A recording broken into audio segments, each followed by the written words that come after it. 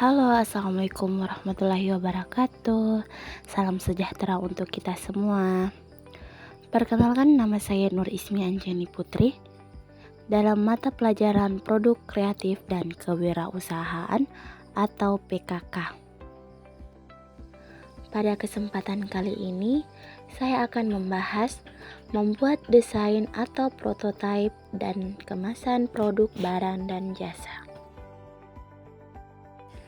Pada pembelajaran ini tujuannya adalah supaya kita semua mengetahui pengertian atau konsep prototipe dan kemasan produk, serta kalian mengetahui cara pembuatan desain dan juga kemasan produk. Sebelum kita lanjut pembahasan, kalian harus tahu dulu bahwa yang namanya prototipe dan juga produk kemasan ini merupakan dua hal yang penting yang dapat menunjang laju produksi sebuah barang. Tanpa adanya kedua hal ini, biasanya dipastikan bahwa laju produksi akan terhambat. Mari kita lihat pembahasannya. Prototipe kemasan produk. Sebelumnya, kalian harus paham pengertian dari prototipe. Jadi, prototipe itu berasal dari bahasa Yunani yang berarti bentuk primitif. Sedangkan dalam KBBI atau Kamus Besar Bahasa Indonesia, prototipe diartikan sebagai model yang mula-mula atau model asli. Sehingga dari sini kita bisa tahu bahwa prototipe merupakan bentuk awal dari suatu objek yang akan dibuat atau contoh yang mewakili model ataupun jasa. Jadi, yang namanya prototipe itu adalah bentuk real daripada produk yang sudah kita rencanakan. Prototipe biasanya digunakan sebagai alat evaluasi atau desain yang baru dibuat oleh suatu perusahaan atau wirausaha, yang kemudian prototipe tersebut dianalisis secara sistematis. Membuat prototipe itu merupakan tahapan yang paling penting dalam perencanaan sebuah produk. Kenapa? Karena hal ini menyangkut keunggulan daripada produk tersebut. Tentu saja ini juga sangat menentukan untuk kemajuan suatu usaha yang sedang dirintis. Dalam sebuah perusahaan atau rencana usaha, perancangan prototipe merupakan langkah yang terdapat di antara formalisasi dan juga evaluasi sebuah ide. Jadi, gambarannya gini nih. Kalau kita sudah merencanakan ingin membuat suatu produk yang nantinya akan kita sebarkan atau pasarkan untuk keperluan konsumen. Nah, sebelum produk ini sampai ke tangan konsumen, kita harus membuat sampel atau modelnya terlebih dahulu. Inilah yang namanya prototipe. Jadi, bisa dikatakan secara simpel, prototipe itu adalah modelnya, model daripada produk sebelum produk itu nantinya dipasarkan atau masuk ke kalangan konsumen yang kita tuju. Seperti itu ya, paham? Nah, kalau sudah, berarti kita bisa ambil fungsi daripada prototipe. Jadi, di sini kalian bisa baca bahwa fungsi prototipe itu adalah sebagai alat uji suatu konsep atau proses suatu produk sebelum produk tersebut diperbanyak atau dilempar ke pasaran atau dikirim ke konsumen. Seberapa penting sih emangnya? Bisa kalian bayangkan sendiri kalau misal kita ingin memproduksi sebuah produk ya, tetapi kita belum mencobakannya atau membuat stempel otomatis. Kita tidak akan pernah tahu kekurangan maupun kelebihan daripada produk yang akan kita buat. Nah, untuk itu, inilah pentingnya sebelum kita memperbanyak, kita membuat samplingnya terlebih dahulu. Lalu kita lanjut, manfaat daripada prototype. Tentu saja kalian sekarang sudah bisa menganalisis ya. Banyak sekali manfaat daripada pembuatan prototype sebelum suatu produk diedarkan atau diluncurkan ke kalangan konsumen kita. Yang pertama adalah sebagai alat uji dan penyempurnaan desain produk. Mungkin ide kita akan bekerja dengan sempurna hanya dalam aspek teori saja. Tetapi ketika kita mulai mewujudkannya secara fisik, di sini kita akan menemukan kekurangan dalam barang yang dibuat. Itulah sebabnya prototipe dapat digunakan untuk menguji fungsi nasionalitas. Kita tidak akan pernah tahu apa yang salah dengan ide yang kita ciptakan sampai nantinya kita mengeksekusinya menjadi bentuk yang nyata. Lalu manfaat yang kedua, menguji kualitas dan penampilan berbagai bahan. Misalnya nih, kita mungkin lebih tertarik menggunakan bahan logam sebagai bahan utama pada produk kita. Tetapi ketika kita mengadakan pengujian dengan prototipe, kita sadar bahwa bahan plastik ternyata memiliki kualitas dan tampilan yang menarik serta memiliki biaya lebih rendah bagi produk yang akan kita buat. Dengan prototipe kita akan dapat membuat produk dengan bahan yang efektif dan biaya yang lebih efisien. Kemudian manfaat yang ketiga, alat bantu deskripsi dari sebuah produk. Untuk menawarkan sebuah produk ya, apalagi produk yang baru dan belum dikenal oleh konsumen. Seorang wirausahawan itu membutuhkan alat bantu yang dapat menjelaskan tentang bagaimana kualitas produk baru dari yang dibuat.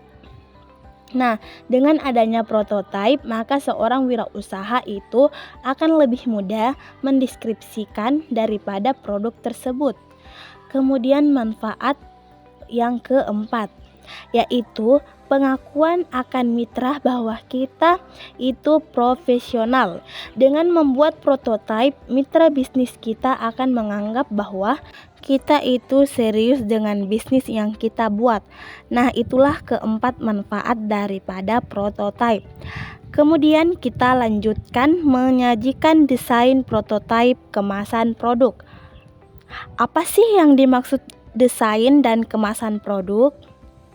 Coba kalian bayangkan terlebih dahulu desain dan kemasan produk. Apakah keduanya ada hubungan? Ya, betul sekali, keduanya jelas memiliki hubungan yang sangat erat antara desain dan juga produknya. Desain itu merupakan seluruh proses pemikiran dan proses yang akan menciptakan sesuatu dengan menggabungkan fakta konstruksi, fungsi, dan estetika atau keindahan untuk memenuhi kebutuhan manusia.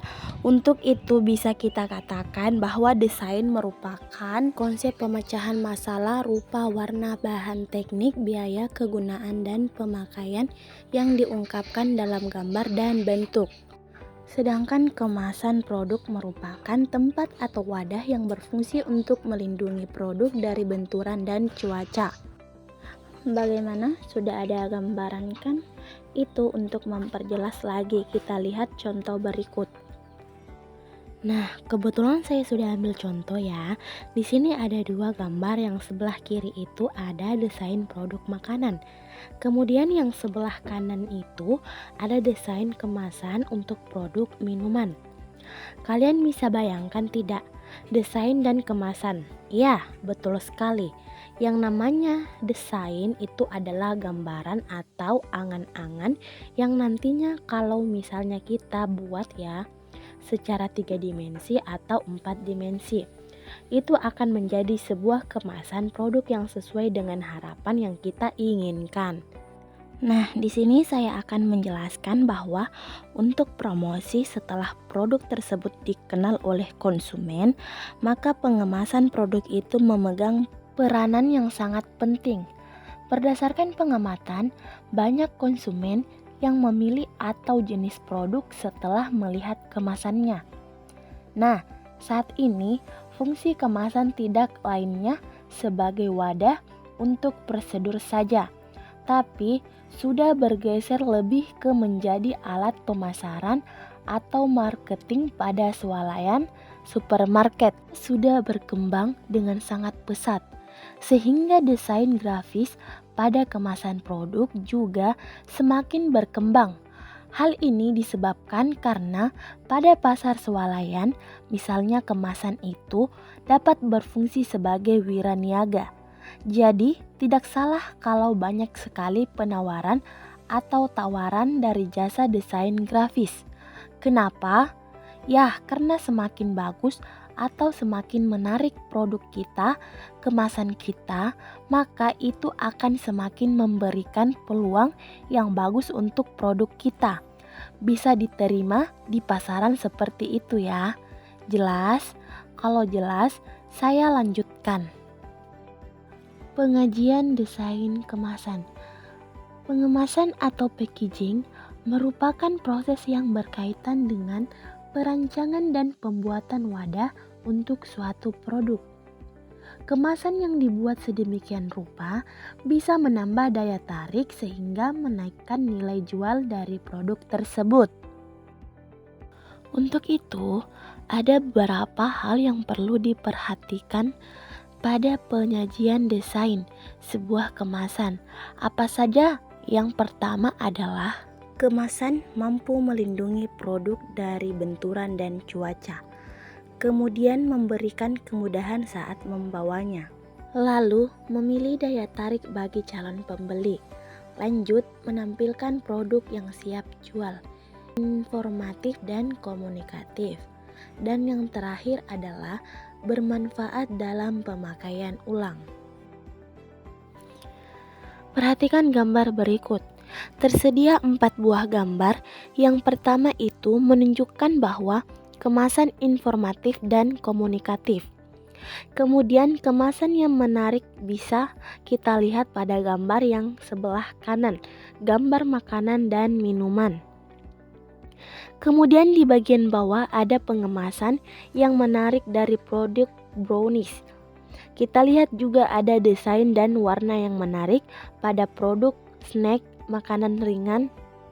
Nah, kalau misal kita sebagai konsumen, biasanya kita hanya melihat dari seberapa bagus kemasan yang diberikan pada produk tersebut. Maka dari itu, kita bisa mencari staf dari cara kita membuat kemasan yang lebih menarik. Tentunya ini bisa kita jadikan modal awal untuk menarget pasaran kita dan juga mendapatkan apresiasi dan kepercayaan daripada konsumen. Kita lanjutkan hal yang diperhatikan dalam mendesain kemasan. Tentu saja ini banyak sekali hal-hal yang harus benar-benar kita pahami dan juga harus kita sadari daripada cara untuk mendesain kemasan. Bisa kalian lihat yang pertama, melakukan survei terlebih dahulu, terutama ini untuk mengenai konsep desain daripada kompetitor atau pesaing kita dan seberapa pengaruh desain kompetitor terhadap penjualan produk tersebut. Lalu yang kedua adalah membuat beberapa alternatif konsep dari desain kemasan menjadi beberapa alternatif. Hal ini dimaksudkan agar kita bisa mengetahui desain yang mana yang lebih diminati oleh para konsumen. Lalu yang ketiga adalah membuat desain kemasan yang unik, memiliki ciri khas dan juga menarik. Jangan pernah menciplak desain kemasan dari produk lainnya sejenis, karena kita harus memiliki ciri khas tertentu yang membedakan produk kita dengan produk para kompetitor kita. Kemudian yang selanjutnya adalah desain kemasan harus disesuaikan dengan isi. Artinya apa? Artinya adalah desain kemasan yang dirancang harus mengacu kepada jenis dan karakter produk yang akan dikemas, sehingga jangan sampai terjadi desain kemasan yang tidak memberikan corak produk. Yang misalnya nih, desain kemasan dodol itu berbeda dengan desain kemasan sabun mandi, sehingga kewajiban desainer yaitu adalah memperkuat daripada persepsi ini. Jadi tidak mungkin yang namanya desain untuk dodol dipakai untuk desain sabun mandi. Pokoknya keduanya itu mempunyai ciri khas masing-masing. Dan yang terakhir adalah desain kemasan harus disesuaikan dengan karakter daripada konsumen. Artinya, seorang desainer kemasan itu harus pandai untuk menganalisis kelompok segmen produk yang akan dikemasnya. Oke teman-teman, semuanya itu tadi penjelasan dari aku mengenai membuat desain atau prototipe dan kemasan produk barang dan jasa. Kalau kalian suka video ini, jangan lupa like, comment, and subscribe dan share. Terima kasih banyak semuanya udah nonton video ini.